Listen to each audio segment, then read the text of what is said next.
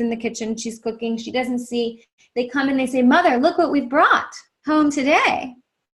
And without even turning, Kunti says, "Share it amongst yourselves. Share it equally." And they say, "Mother, it's a princess." And she says, "Whatever it is, share it equally amongst yourselves. Don't bother me right now." So sons do what mother says. And now they have to share this one wife amongst themselves. Now, this is unheard of. And the princess freaks out. She can't believe it. She says, "This is inappropriate. How can I have 5 husbands? I chose 1 husband. I didn't choose 5. I don't want this." And she demands to be taken back to her father's kingdom. Upon returning to her father's kingdom, she receives wise counsel from a seer, from a rishi. And the rishi explains to her, "You have a purpose in this life. You are the unifying factor of these brothers. You are the one that will hold them together. This is your purpose. You are part of this ultimate responsibility of sustaining Dharma in manifestation." And it's a very great purpose. And the wise person says, if you just marry Arjuna, what will happen is there will be a division amongst the brothers. You will have a time of romance, and then that will grow old. And ultimately, Arjuna will resent you because he's separated from his brothers and he's separated from his life's purpose. And romance wears off, but your purpose is forever. He also explains, you're born of fire. 1 husband is not enough for you. And then he takes her aside, because none of this is quite enough to convince her. And he explains about her past life. He shows her her past life.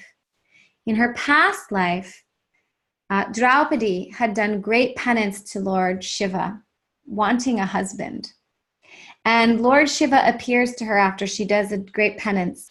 And he's a bit intoxicated on liquid soma nectar and feeling very generous. And she prays to Shiva, "Oh Shiva, I want a just husband. I want a strong husband. I want a brave husband. I want a handsome husband. And I want a wise husband." And Shiva, being in his generous mood, says, "Yes, yes, yes, yes, and yes." So having seen her past life, now she understands this is also all karma. This is what she requested, even demanded. This is what is being given due to the unseeable factors of the past. And this is her dharma, a very high life purpose. And so she accepts her dharma and marries the 5 brothers. And all kinds of agreements are made. We won't get into that about how this functions. And she is the unifying factor of the brothers. We again see the intricacy with which karma is organized and how dharma is of the utmost, much more important than our personal preferences. Okay? What we can say about the laws of dharma and karma is that they are divine manifesting. This is how divine presence or consciousness manifests, is as the laws of dharma and karma. So when we live in accordance with dharma and karma, we're living in accordance with the divine, which is infallible. And we also see from this story that we still have choice. It's not that everything is fated. When Draupadi meets with this wise rishi, he says, you have a choice. He actually tells her, you can forget the whole thing and stay with your father or marry someone else.